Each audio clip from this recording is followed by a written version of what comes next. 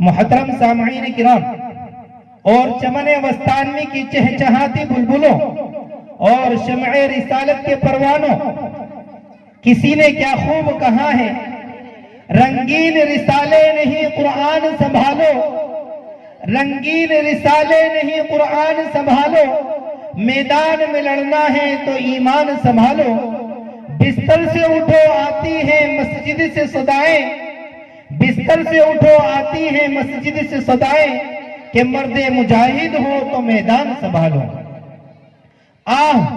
وہ قوم جس کی تخلیق پھولنے پھلنے کے لیے کی گئی تھی، جس کی تخلیق گرجنے اور برسنے کے لیے کی گئی تھی، آج اس کا کوئی پرسان حال نہیں۔ تو لیجئے ہمارا معاشرہ اور ہم اسی عنوان پر تقریر پیش کرنے کے لیے ہم دعوت دے رہے ہیں مسکان بنت ذاکر اندور کو، وہ آئے اور اپنی تقریر پیش کریں۔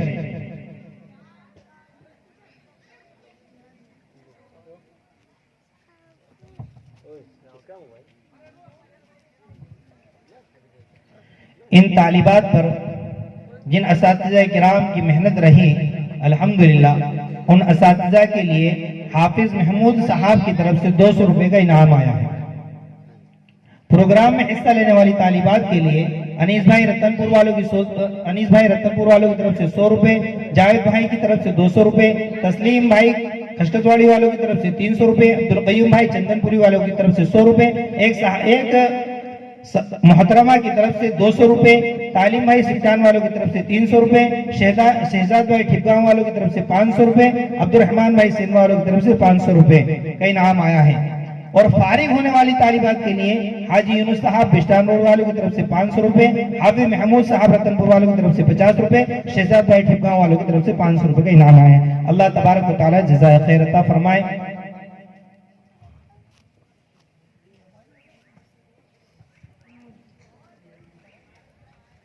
الحمدللہ رب العالمین والصلاة والسلام علی سید الانبیاء والمرسلین محمد وآلہ واصحابہ اجمعین، اما بعد فلا تہنوا ولا تحزنوا وانتم الاعلون ان کنتم مؤمنین۔ رنگین رسالے نہیں قرآن سنبھالو، رنگین رسالے نہیں قرآن سنبھالو، میدان میں لڑنا ہے تو ایمان سنبھالو، بستر سے اٹھو آتی ہے مسجد سے صدائیں، کہ مرد مجاہد ہو تو میدان سنبھالو۔ حضرات اساتذہ اکرام اور مہمانان اعظم اور چمن وسطانوی کی چہچاتی بلبلوں اور شمع رسالت کے پروانوں، آج ہم جس دور سے گزر رہے ہیں یہ ایک نہایت حساس اور عبرتناک دور ہے، چاہے اخلاقی اعتبار سے ہو یا معاشی اعتبار سے یا سماجی اعتبار سے۔ آج ہم پوری طرح ظلم و ستم کے شکنجے میں جگڑے ہوئے ہیں، ہماری مسجدیں مندروں میں تبدیل کی جا رہی ہے، ہمارے حقوق پامال کیے جا رہے ہیں، ہمیں بیت حقیق سے ٹکرایا جا رہا ہے، الغوز ہم پوری طرح ظلم و ستم کی چکی میں پسے جا رہے ہیں۔ ایک ہنگامے میں عشر ہو تو اس کو بھولو، ایک ہنگامے میں عشر ہو تو اس کو بھولو، سینکڑوں باتوں کا رہنے کے خیال آتا ہے۔ وہ قوم جس کی تخلیق پھولنے پھلنے کے لیے کی گئی تھی، وہ قوم جس کی تخلیق گرنے و برسنے کے لیے کی گئی تھی، آج اس کا کوئی پرسان حال نہیں۔